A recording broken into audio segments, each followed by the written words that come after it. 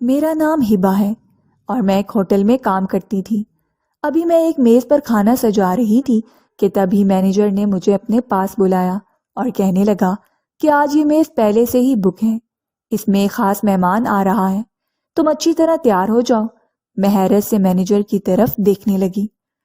پچھلے 1 سال سے یہاں کام کر رہی ہوں، لیکن آج تک مینیجر نے کبھی مجھے یوں مہمان کے لیے تیار ہونے کو نہیں کہا تھا۔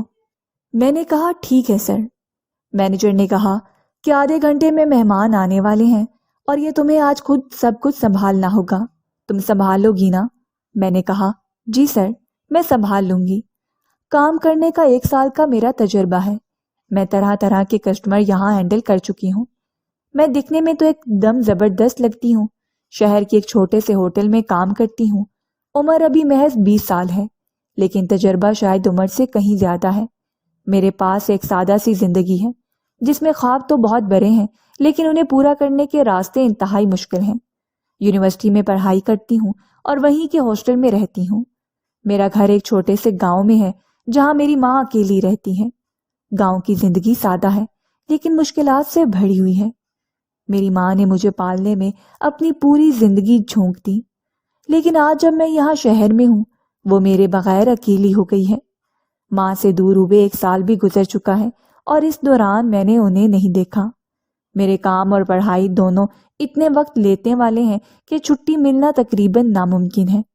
میرے دل میں ماں کی یادیں اور ان کے ساتھ بیتی پل گردش کرتی رہتی ہیں۔ ہوٹل کے مالک مسٹر وسیم ایک سخت آدمی ہیں۔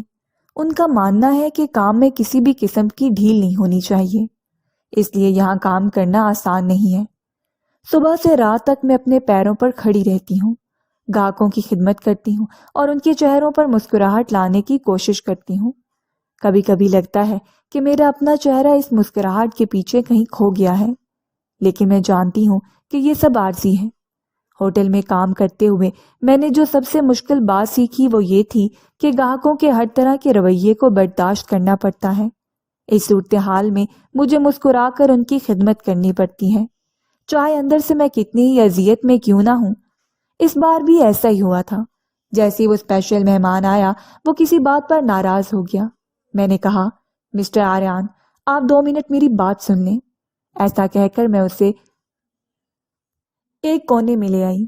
میں نے کہا سر دیکھیں، میں یونیورسٹی کی طالبہ ہوں اور یہ کام کر کے اپنی پڑھائی کا خرچ چلاتی ہوں۔ اگر آپ نے میری شکایت کی تو میری نوکری خطرے میں پڑ جائے گی۔ پلیز آپ مینیجر سے کچھ نہ کہیں۔ ایسا کہہ کر میں اس کی طرف ایک امید بھری نگاہوں سے دیکھنے لگی۔ اس کے چہرے پر ایک مسکراہٹ آ گئی۔ ڈر کے مارے میری حالت بہت خراب تھی۔ وہ سیدھے جا کر اپنی سیٹ پر بیٹھ گیا، اپنے دوست کے ساتھ نہ جانے کیا باتیں کر رہا تھا۔ میں گھبرائی ہوئی تھی، اس کے ٹیبل پر آ کر کھڑی ہو گئی۔ آریان کے دوست نے کچھ ڈرنکس منگوا لیں۔ جیسے ہی ان کی ٹیبل کے سامنے کھڑی ہوئی، ان دونوں کی آپس کی باتیں میرے کانوں میں آ گئیں۔ اس کا دوست آریان سے کہہ رہا تھا کہ اگر تمہیں ریا پسند نہیں ہے تو شادی کے لیے انکار کیوں نہیں کر دیتے؟ تم اتنے پاورفل ہو، اپنی مرضی کے خلاف تمہیں کسی امیر لڑکی سے شادی کرنے کی کیا ضرورت ہے؟ میری بات مانو، یہ رشتہ ٹھکراتے ہو، اپنی منگنی توڑ دو۔ اتنا سن لیا تھا میں نے، مگر میں چپ چاپ اپنا کام کرتی رہی۔ بیچ بیچ میں آریان کی ٹیبل میں جا کر ان کے بارے میں بھی پتہ لگا لیتی تھی۔ آج یوں دوڑتے بھاگتے میری حالت بہت خراب ہو گئی تھی۔ آریان نے اشارے سے مجھے بلا لیا اور بل لانے کو کہا۔ میں بل لے کر ان کی ٹیبل میں آ گئی۔ بل پیمنٹ کرنے کے بعد انہوں نے مجھے 1000 کا ٹپس دیا۔ یہ دیکھ کر مجھے بہت ہی جھٹکا لگا۔ 200-300 ٹپس تو ہمیں ہر ٹیبل میں مل جاتا تھا، پر آج تک اتنا زیادہ ٹپ مجھے کبھی نہیں ملا تھا۔ آریان کہنے لگا، تم نے کافی اچھا سرو کیا۔ میں نے کہا شکریہ۔ ایسا کہہ کر میں واپس کچن میں آ گئی۔ بچا ہوا کام ختم کر رہی تھی۔ رات کا 1 بج چکا تھا اور ہوٹل میں اب کچھ ہی گاہک بچے تھے۔ میرے پاس اب وقت کم تھا، لیکن کام ابھی ختم نہیں ہوا تھا۔ مجھے باقی ٹیبلز کا خیال رکھنا تھا اور ساتھ ہی کچن میں بھی مدد کرنی تھی۔ جب سب کام ختم ہوا تو میں نے اپنی گھڑی دیکھی، 2 بج چکے تھے۔ اب میں پوری طرح سے تھکی ہوئی تھی اور باقی ساتھی ویٹرز بھی تھکے ہوئے تھے۔ ہم سب نے مل کر جلدی سے باقی کا کام نپٹایا اور ہوٹل بند کر دیا۔ تھکاوٹ اتنی تھی کہ میں بس گر کر سو جانا چاہتی تھی، لیکن ہاسٹل پہنچنے میں ابھی بھی وقت تھا۔ ہوٹل سے نکلتے وقت میں نے آریان کے دیے ہوئے پیسے جیب میں رکھے اور سوچنے لگی کہ کیا اس پیسے سے کچھ خاص کر سکتی ہوں، شاید ماں کے لیے کچھ بھیج سکتی ہوں یا پھر اپنی کتابوں کا نیا سیٹ خرید سکتی ہوں۔ لیکن پھر دھیان آیا کہ مجھے یہ پیسہ بہت سوچ سمجھ کر خرچ کرنا ہوگا۔ ہاسٹل کی طرف جاتے ہوئے رات کا سناٹا تھا۔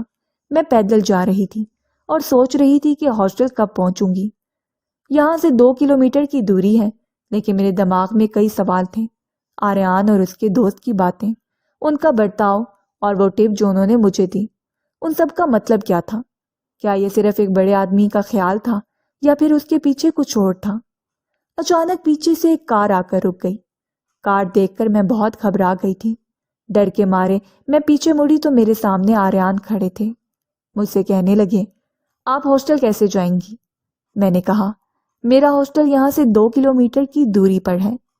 روز اس ٹائم میری شفٹ پوری ہوتی ہے، جانے کا انتظام نہیں رہتا تو میں پیدل ہی چلی جاتی ہوں۔ وہ میری طرف بڑی حیرت سے دیکھنے لگا، کہنے لگا، میری کار میں آ کر بیٹھ جاؤ، میں تمہیں ہاسٹل چھوڑ دوں گا۔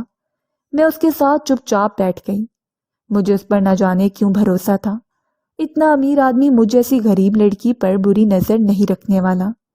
یونیورسٹی کے گیٹ کے باہر آ کر وہ رک گیا، کہنے لگا، تم اسی یونیورسٹی کے ہاسٹل میں رہتی ہو نا؟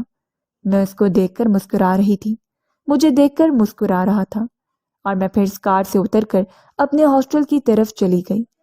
ایک بار پیچھے پلٹ کر دیکھا تو آریان وہیں کھڑا مجھے اندر جاتا ہوا دیکھ رہا تھا۔ آج میں تھک کر چور ہوئی تھی، پر نہ جانے کیوں مجھے آریان کا ہی خیال آ رہا تھا۔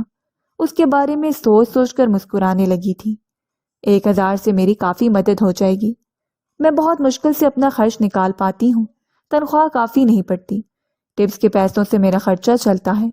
نہ جانے کب مجھے نیند آ گئی۔ صبح جب میری آنکھ کھلی تو میں کافی سکون محسوس کر رہی تھی۔ شاید یہ اس رات کی تھکان تھی جو آہستہ آہستہ دور ہو رہی تھی۔ میں نے خود کو تیار کیا اور یونیورسٹی کے لیے نکل پڑی۔ آج کا دن کچھ خاص محسوس ہو رہا تھا، شاید آریان کے ساتھ ہوئی ملاقات کا اثر تھا۔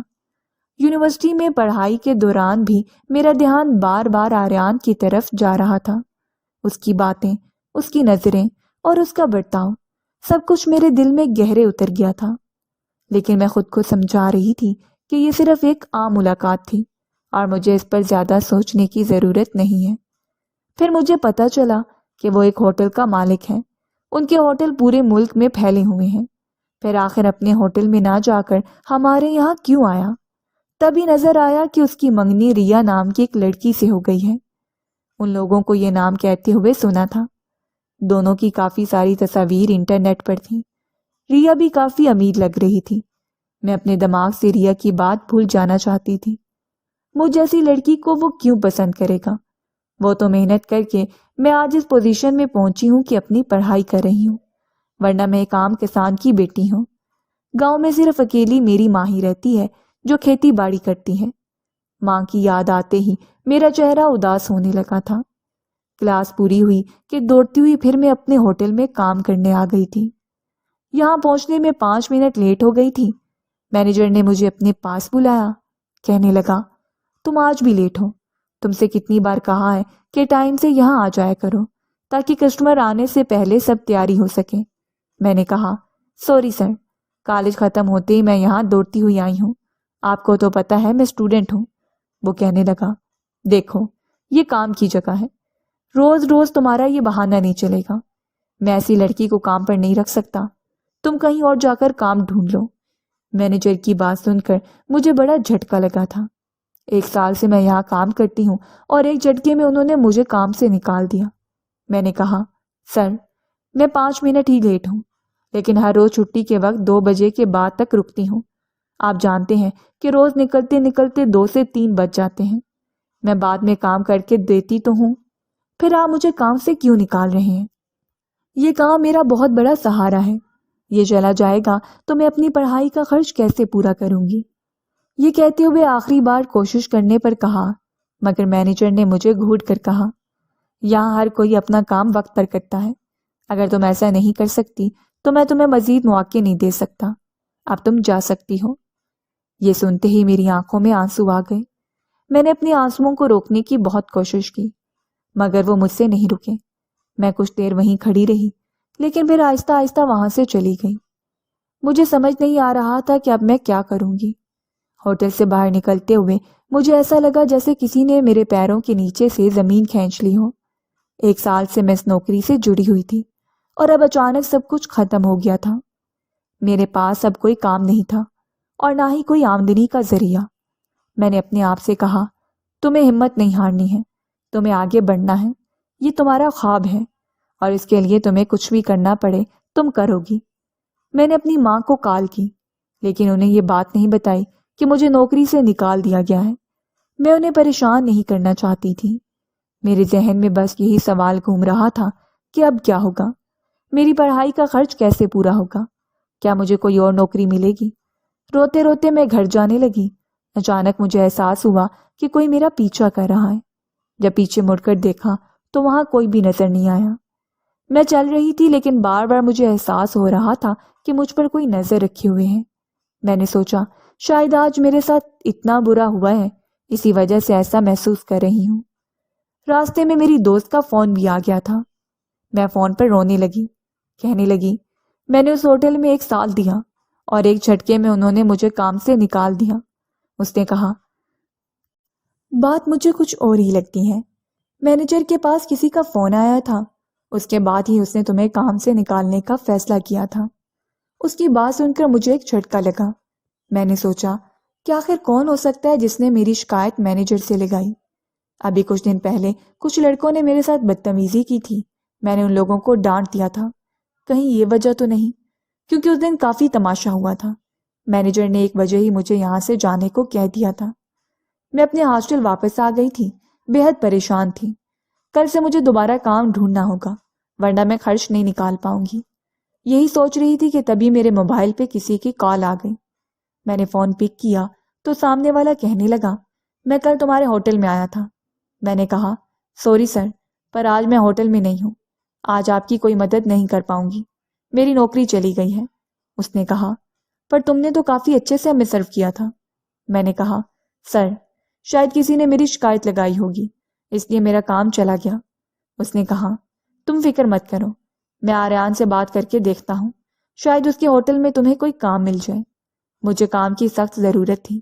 آدھے گھنٹے کے بعد دوبارہ اس کا فون آ گیا۔ وہ بولا، جو ایڈریس بھیجا ہے وہاں آدھے گھنٹے میں آ جاؤ۔ میں فوراً وہاں انٹرویو دینے نکل گئی، پر سوچنے لگی کہ آخر اس کو میرا نمبر کہاں سے ملا، میں نے تو اپنا نمبر نہیں دیا تھا۔ آدھے گھنٹے میں انٹرویو کا انتظام بھی کر دیا گیا۔ مجھے بہت ہی عجیب پر پتہ نہیں تھا کہ آگے میرا کون انتظار کر رہا ہے۔ جیسے یونیورسٹی گیٹ سے باہر نکلی مجھے دوسرا جھٹکا لگا، کیونکہ گیٹ کے سامنے آریان کھڑا تھا۔ میں حیرت بھری نگاہوں سے اسے دیکھنے لگی۔ کہنے لگا، میں تمہارا انتظار کر رہا تھا، آؤ کار میں بیٹھ جاؤ۔ میں نے کہا، مجھے اس ایڈریس پر جانا ہے انٹرویو دینے۔ وہ مسکرانے لگا، کہنے لگا، یہ میری ہی کمپنی ہے۔ اس کے ساتھ نہ جانے کیوں مجھے آج عجیب سا فیل ہو رہا تھا۔ آریان من ہی من مسکرانے لگا اور اچانک مجھ سے کہا، مجھے معاف کر دینا، تمہاری یہ جاب میری وجہ سے گئی ہے۔ اس کی بات سن کر میں بالکل حیران ہو گئی۔ میں نے کہا، تم نے میری شکایت لگائی؟ اس نے مسکرا کر کہا، زیادہ کچھ کہنا نہیں پڑا، تمہارے مینیجر کو فون کر کے کہا کہ اس لڑکی کو کام سے نکال دو۔ اب میں شدید غصے میں آ گئی، کہنے لگی، تم نے ایسا کیوں کیا؟ کل تمہیں اچھے سے سرو کیا تھا، کچھ شکایت تھی تو مجھے بھی تو کہہ سکتے تھے نا۔ ایسے ہی میرا موڈ خراب تھا۔ آریان کی باتوں سے اور میرا موڈ خراب ہو گیا۔ مجھے دیکھ کر کہنے لگا، تمہارا انٹرویو ہے، موڈ خراب کرنے کی ضرورت نہیں ہے ورنہ جاب نہیں ملے گی۔ میں نے کہا، اس کا صلہ بھی تمہیں ہی جاتا ہے، تم نے جو مجھے جاب سے نکلوا دیا۔ اس نے کہا، تمہارا مینیجر رات کو 2 بجے تمہیں چھوڑ دیتا ہے اور پھر روز تم 2 کلومیٹر کا راستہ پیدل چلتی ہو۔ ہوٹل کے گاہک تمہارے ساتھ بدتمیزی کرتے ہیں، تمہارا تماشا بناتے ہیں، کسی دن کسی خطرے میں پڑ جاؤ۔ اتنی اچھی پڑھائی کر رہی ہو تو پھر یہ جاب کرنے کی کیا ضرورت ہے؟ سپنے اونچے ہوں گے تو ہی اونچائی تک پہنچ پاؤ گی ورنہ اسی میں الجھ کر رہ جاؤ گی۔ اس کی باتیں مجھے کڑوی ضرور لگ رہی تھیں پر وہ سچ کہہ رہا تھا، تو میں خاموش ہو گئی اور گہری سانس لینے لگی۔ آریان نے خود ہی میرا انٹرویو لیا تھا اور مجھے ہوٹل میں جاب دلوا دی۔ کہنے لگا، تمہاری ڈگری مکمل ہوتے ہی میں چاہتا ہوں کہ تم مینیجر کا پوسٹ سنبھال سکو۔ وہ میری طرف دیکھ کر پھر مسکرا رہا تھا۔ کہنے لگا، تمہیں اور ہاسٹل میں رہنے کی ضرورت نہیں ہے، یہاں میرے سٹاف کے رہنے کا انتظام رہتا ہے، تمہارے لیے ایک کار کا انتظام کر دوں گا، روز صبح کی کلاس چلی جانا اور اسی کار میں واپس آ کر اپنی ڈیوٹی سنبھال لینا۔ میں اس کی طرف دیکھ کر کہنے لگی، شکریہ سر۔ اس نے کہا، مجھے تم آریان کہہ کر ہی پکار سکتی ہو، ہوٹل کے مینیجر نے مجھے میرا کام دکھا دیا تھا۔ آج پہلا دن تھا، میں ہوٹل میں بیٹھی تھی، میرے ذہن میں ہزاروں سوال گھوم رہے تھے۔ کیا میں اس نئی نوکری میں کامیاب ہو پاؤں گی؟ کیا میں اپنے آپ کو اس کام کے لیے ثابت کر پاؤں گی؟ یہ سوچتے ہوئے میں نے محسوس کیا کہ آریان مجھے کافی غور سے دیکھ رہا تھا۔ پھر مجھے محسوس ہوا کہ آریان کی باتوں میں سچائی تھی۔ اس نے میرے بارے میں جتنی فکر دکھائی وہ کسی اور نے نہیں دکھائی تھی، لیکن ساتھ ہی مجھے اس کی باتوں سے گہری ناراضگی بھی ہو رہی تھی۔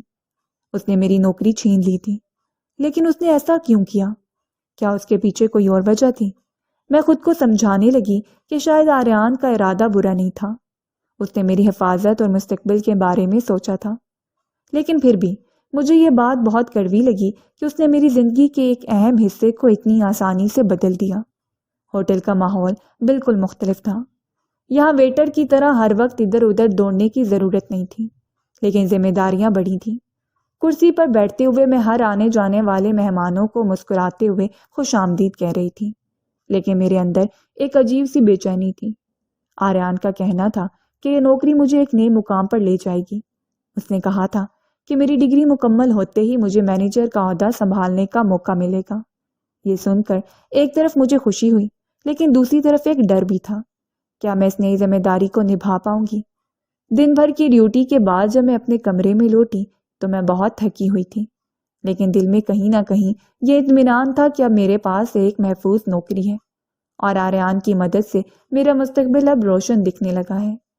آریان کا اثر میری زندگی میں بہت بڑا تھا۔ اس نے مجھے صرف ایک نئی نوکری نہیں دی، بلکہ میری زندگی کی سمت بھی بدل دی۔ اس کی باتیں بھلے ہی مجھے کڑوی لگی، لیکن وہ سچ تھیں۔ اس نے مجھے ایک نئی سمت دکھائی تھی جہاں میں اپنے خوابوں کو پورا کر سکتی تھی۔ آریان نے پوچھا تھا کہ تمہاری تنخواہ کتنی ہے؟ میں نے کہا، میری تنخواہ کے ساتھ ساتھ اوپر کی کمائی بھی ہے، میں مہینے کا 3,000 کما لیتی ہوں۔ وہ مجھے دیکھ کر مسکرانے لگا، کہنے لگا، تمہیں 10,000 یہاں تنخواہ دوں گا، چلے گا نا؟ اس کی بات سن کر میری آنکھیں پھٹی کی پھٹی رہ گئیں۔ یہاں مجھے گاہکوں کی گندی نظریں بھی نہیں سہنی پڑیں گی، بیٹھ کر کام کرتا تھا اور خالی وقت میں اپنی پڑھائی بھی کر سکتی تھی۔ یہی سوچتے سوچتے میں سو گئی۔ ایسے ہی 2-3 دن کافی اچھے سے میرا کام چلا، میں کام سمجھنے لگی تھی، مجھے کافی خوشی مل رہی تھی۔ ایک دن رات کو میں سونے گئی، تب اچانک آریان کی کال آ گئی۔ کہنے لگا، میرے کمرے میں آ جاؤ، ابھی کے ابھی۔ میں نے کہا، سر میری ڈیوٹی ختم ہو گئی ہے، میں سونے جا رہی ہوں۔ اس نے کہا، جو کہا ہے کرو، میں تمہارا باس ہوں۔ آریان پر آج مجھے غصہ آیا۔ یہاں رکنے کا یہی نقصان تھا کہ جب مرضی ہوتی تھی مجھے اپنے پاس بلا لیتا تھا۔ میری کل کلاس ہے، مجھے بالکل بھی جانے کا دل نہیں تھا۔ میں ان کے کمرے میں گئی تو دیکھا دروازہ کھلا ہوا ہے۔ میں دستک کر کے جیسے اندر آئی تو کمرے کا حال دیکھ کر میرے پیروں تلے سے زمین نکل گئی۔ آریان تو اپنے آپ کو بے حد صاف ستھرا رکھتا ہے، کمرہ بے حد گندا تھا، چاروں طرف چیزیں پھیلی ہوئی تھیں، ٹوٹی پھوٹی تھیں، ایسا لگ رہا تھا کہ کمرے میں کوئی جنگ لڑی گئی ہو۔ آریان ایک کونے میں نیچے بیٹھا ہوا تھا، بالکل پسینے سے بھیگا تھا، کانپ رہا تھا۔ میں اس کے پاس چلی گئی۔ اس کا یہ حال دیکھ کر میرے دل میں برے برے خیالات آ رہے تھے۔ آخر اسے کیا ہو گیا؟ میں سمجھ چکی تھی کہ آخر اتنی رات کو اس نے مجھے کیوں بلایا۔ میں ٹیشو پیپر لے کر اس کا پسینہ پوچھنے لگی، اس کے بازوؤں کو قوت سے پکڑ لیا تاکہ وہ نہ کانپے، لیکن جسم کو دیکھنے لگی کہ کہیں اسے چوٹ تو نہیں لگی۔ جلدی سے میں پانی لے کر آئی، اس کو پانی پلانے لگی، بالکل بچوں کی طرح وہ پانی پی رہا تھا۔ اس کے جسم پر پانی گرا رہی تھی۔ اسے میں سہارا دے کر اٹھانے لگی، چلو صوفے میں بیٹھو، یہاں نیچے مت بیٹھو۔ کافی پریشان لگ رہا تھا وہ، نہ جانے اسے کیا ہو گیا۔ کسی طریقے سے سہارا دے کر میں نے اسے صوفے میں بٹھایا۔ میں نے کہا، آریان، میں ڈاکٹر کو بلاؤں؟ اس نے کہا، نہیں، بس تم میرے ساتھ رہو۔ اس نے میرا ہاتھ کس کر پکڑ لیا تھا۔ میرا ہاتھ دکھنے لگا تھا، لیکن میں نے کچھ نہیں کہا۔ شاید وہ مجھ سے سہارا چاہتا تھا۔ میں اس کے بازو کو پکڑ کے آہستہ آہستہ اس کے ہاتھ پیر دبانے لگی تھی، لیکن اس کا جسم کانپ رہا تھا، جو بند ہونے کا نام ہی نہیں لے رہا تھا۔ چہرے میں گھبراہٹ تھی، پریشانی تھی، نہ جانے کیا تھا، مجھے سمجھ میں نہیں آ رہا تھا۔ میں آریان سے بالکل چپک کر بیٹھی رہی۔ مجھے بہت نیند آ رہی تھی اور میں کوشش کر رہی تھی کہ سو نہ جاؤں، لیکن نہ جانے کب میں آریان کے کندھے میں سر رکھ کر سو گئی تھی۔ میں نیند کی آغوش میں چلی گئی۔